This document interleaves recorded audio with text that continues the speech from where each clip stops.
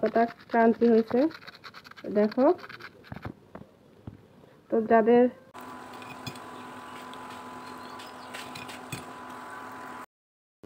Interesting একটা আজকে তোমাদেরকে ভিডিও দেখাতে চলেছি। তো আজকে আমি তোমাদেরকে বানিয়ে দেখাবো করলার চপ, পাকোড়া বা পেঁয়াজু। তো যাদের বেগুনে অ্যালার্জি এবং রক্ত পরিষ্কার রাখতে চান, মুখে রুচি বাড়াতে চান, তাদের জন্য এই রেসিপি। আর বিশেষ করে ডায়াবেটিসের রোগীদের জন্য, তাদের জন্য এই আজকে চপটা বানিয়ে দেখালাম। তো এটা হচ্ছে করলার চপ। তো আজকে তোমাদেরকে আমি এই করলার চপ বা পাকোড়া বানিয়ে দেখাবো। আশা করি ভিডিওটি না টেনে আমার সঙ্গে থাকবেন এবং ভিডিওটি ভালো লাগলে বেশি বেশি করে লাইক, কমেন্ট এবং শেয়ার করবেন। তো দেখো এখানে আমি দুইটা করলা নিয়ে নিয়েছি। এই করলা দুটো আমি এখন কেটে নেব।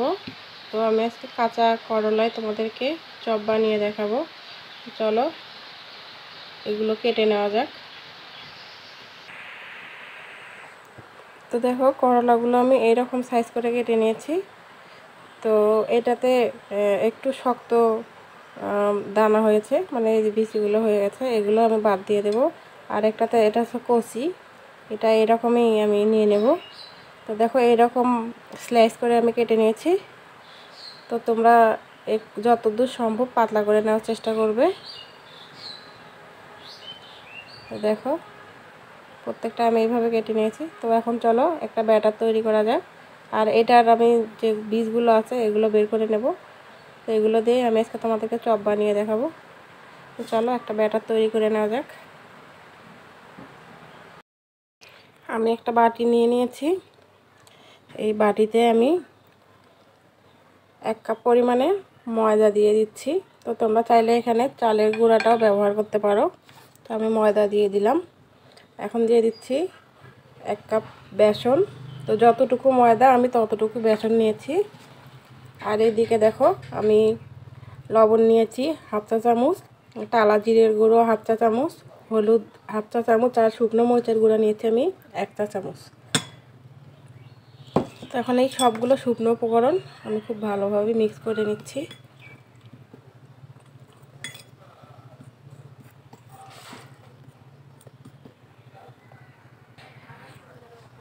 এখন আমি একটু পানি দিয়ে একটা ব্যাটার তৈরি করে নেব, যে ব্যাটারটা একদম ভারীও হবে না, পাতলাও হবে না।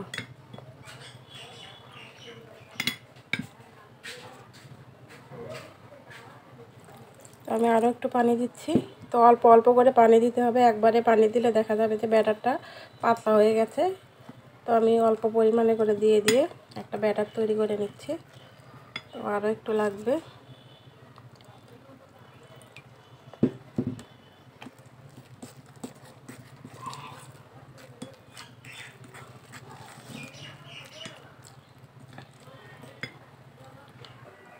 তো দেখো ব্যাটারটা তৈরি হয়ে গেছে, বেশি ভারীও না আবার বেশি পাতলাও না। তো আমি এটা একটা চামচের সাহায্যে করে নিয়েছি। তোমরা চাইলে হ্যান্ড উইক্স বা একটা চামচের সাহায্যে করে নিতে পারো। তো আমি এটা এক সাইডে রেখে দিচ্ছি। তো দেখো এদিকে আমি 2-3টা পাউরুটি মানে ব্রেড গুঁড়ো করে নিয়েছি। আর এখানে নিয়েছি আমি একটা ডিম। আর এই হচ্ছে ব্যাটারগুলো। তো এগুলো আমি সব রেডি করে নিয়ে নিয়েছি। চলো তাহলে এখন ভেজে নেওয়া যাক। তো বন্ধুরা ভিডিওটি না টেনে আমার সঙ্গে থাকবে। এই আজকের ভিডিওটা কিন্তু খুবই মজাদার এবং ইন্টারেস্টিং হতে চলেছে। তো চলো ভেজে নেওয়া যাক। তো দেখো চুলায় একটা এদিকে ফ্রাই প্যান বসিয়ে দিয়েছি। এটাতে আগে থেকে ছিল পর্যাপ্ত তেল। তো এই তেলটা গরম হওয়া পর্যন্ত আমি অপেক্ষা করব। তো তেলটা এদিকে গরম হয়ে গেছে। এদিকে আমি একটা নিয়ে নিচ্ছি হচ্ছে করলা। এই করলাটা আমি খুব সুন্দরভাবে এই ব্যাটারটার মধ্যে এপিট ওপিট করে এভাবে নিয়ে নেব। আর এদিকে দেখো ডিমটা আমি গুলে নিয়েছি। এই ডিমটার মধ্যে একটু করে এই পাশে এভাবে আমি এপিট ওপিট করে নেব। আর এদিকে ব্রেডটার মধ্যে আমি এইভাবে মাখিয়ে নেব, নিয়ে এখন আমি তেলের মধ্যে দিয়ে দেব। তো এখন আমি তেলের মধ্যে দিয়ে দিচ্ছি। তো এইভাবে এক এক করে আমি সবগুলোই দিয়ে দেব। এখন আমি আরও একটা তোমাদেরকে দেখিয়ে দিচ্ছি।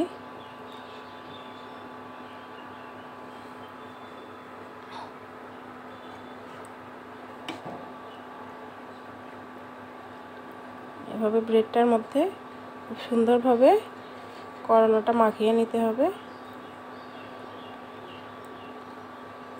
নিয়ে এখন আমি দিয়ে দেব তেলের মধ্যে।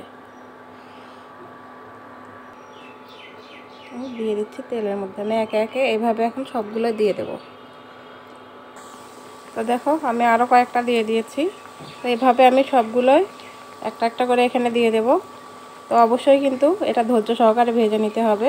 চুলার আঁচটা মিডিয়াম টু লো রেখে তারপরে ভাজতে হবে। তো আমি আজকে বিশ্ববাসীকে তাক লাগিয়ে দেব এই চপ বানিয়ে। তো যারা ডায়াবেটিসের রোগী তাদের জন্য বিকেলের নাস্তা হিসেবে কিন্তু এর থেকে ভালো কিছু আর হয় না। তো তোমরা সবাই জানো ডায়াবেটিসের রোগীদের জন্য কিন্তু এই খাবারটা করলা ভাজি কিন্তু অনেকটাই উপকারী। কারণ এই ডায়াবেটিসের রোগীরা করলা খেলে বা তিতো জাতীয় কোনো কিছু খেলেই কিন্তু তাদের ডায়াবেটিস কন্ট্রোলে থাকে। এবং যাদের খাওয়ার রুচি নেই, মুখে রুচি নেই, রুচি পাচ্ছে না, তারা একবার হলেও এইভাবে ট্রাই করতে পারো। তো দেখো কথা বলতে বলতে এক পিঠ হয়ে গেছে। তো আমি আরেক পিঠ খুব সুন্দরভাবে উল্টে দিলাম। এগুলো আমি খুব আস্তে আস্তে একটু সময় নিয়ে ভেজে নেব। তো ভিডিওটি দেখতে থাকো। তো দেখো মাশাআল্লাহ এপিট ওপিট করে আমি খুব সুন্দরভাবে ভেজে নিয়েছি। খুব সুন্দর লাল লাল হয়েছে, দেখেই কিন্তু লোভ লেগে যাচ্ছে। তো দেখো অসাধারণ হয়েছে কিন্তু কালারটা। তো আমি এগুলো এখন একটা একটা করে সবগুলো উঠিয়ে নেব।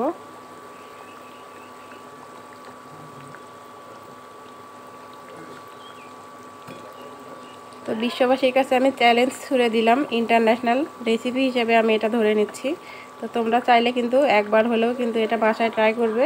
আশা করি তোমাদের মুখে লেগে থাকবে। তো একে একে আমি সবগুলো উঠিয়ে নিচ্ছি। তো বাকিগুলো আমি একইভাবে ভেজে নেব। তেলে দিয়ে দিচ্ছি।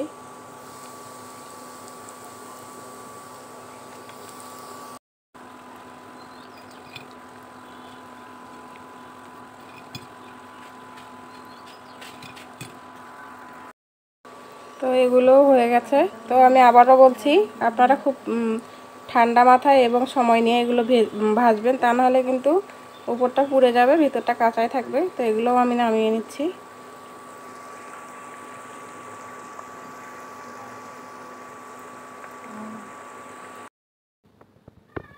তো দেখো রেডি হয়ে গেছে আমার হচ্ছে করলার চপ।